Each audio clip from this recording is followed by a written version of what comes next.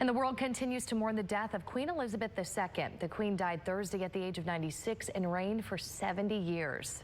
Londoners are still dealing with the shocking news. They're adjusting to a focal point of royal stability that's now gone. Several people there and around the globe are wondering what's next for the Commonwealth. It's the Queen. She looks like my grandma. She kind of feels like that as well. My mum's first thing was, Charles can never replace her, and that makes sense. I guess many people have only known her as a queen, and I think she was kind of, queen for not only British people, but for many people all over the world. And when you mention the Queen, everybody knows who you were talking about. So, yeah, it's a bit weird. Flowers continue to be left at Buckingham Palace in memory of the Queen. Some shopkeepers also put up black ribbons in mourning. The hearse carrying Queen Elizabeth II's coffin has arrived in the first city. Thousands of people line the streets in Aberdeen, Scotland.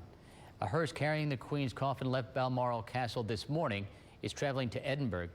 Her coffin is expected to be taken from the castle to the Palace of Holyrood House in Edinburgh. Then a ceremonial procession expected to happen along Holyrood, along the city's famous Royal Mile, to St. Giles Cathedral for a service attended by members of the royal family. After a period of lying at rest, the coffin is expected to be flown to London.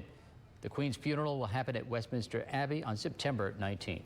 And those hoping to pay their respects, officials say they'll take comfort in knowing they'll have a chance to say goodbye in their own way. The Queen will lay in state for 4 days until the morning of her funeral.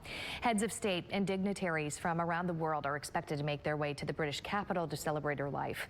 That includes President Joe Biden. The Queen will be buried in Windsor with her late husband, Prince Philip. He's expected to be relocated there so they can be together again. And the sons of King Charles III, Prince William and Harry, along with their wives Catherine and Meghan, viewed floral arrangements outside the gates of Windsor Castle. Both couples were greeted by applause as they looked at the bouquets. Prince William and Harry appeared together with their spouses in unity. William reportedly invited Harry and Meghan to join him and Kate. It was believed to be the first time the couples have appeared in public together since Commonwealth Day 2.5 years ago. The people that was greeted by royalty was a 14-year-old girl. She shared a moment with Meghan, the Duchess of Sussex. Listen. We were just waiting for her to come, and she came near me and asked my name and how my day was, how long I was waiting, and I asked her if I could have a hug, and she hugged me back. So that was just quite an amazing moment. I'm still shaking now. And King Charles III has been formally proclaimed as the United Kingdom's new monarch. During his confirmation ceremony, he pledged to follow the inspiring example of his mother. Isabel Rosales has more from London. There is no power vacuum when it comes to the monarchy. Prince Charles officially became King Charles III as soon as his mother died.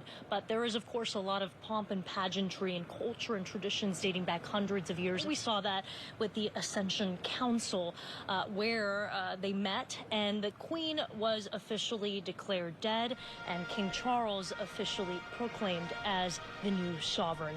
And once we heard that, we heard shouts from the crowd of "God save the King." And King Charles did a series of oaths and swore allegiance to the Church of Scotland, of which he is a religious head. And we also heard directly from this new king a declaration where he paid tribute to his late mother.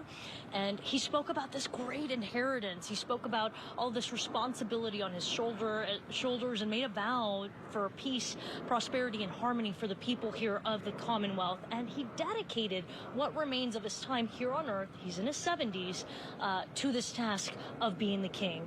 Not to mention all these high-level meetings at Buckingham Palace where now these leaders are meeting him and not the other way around.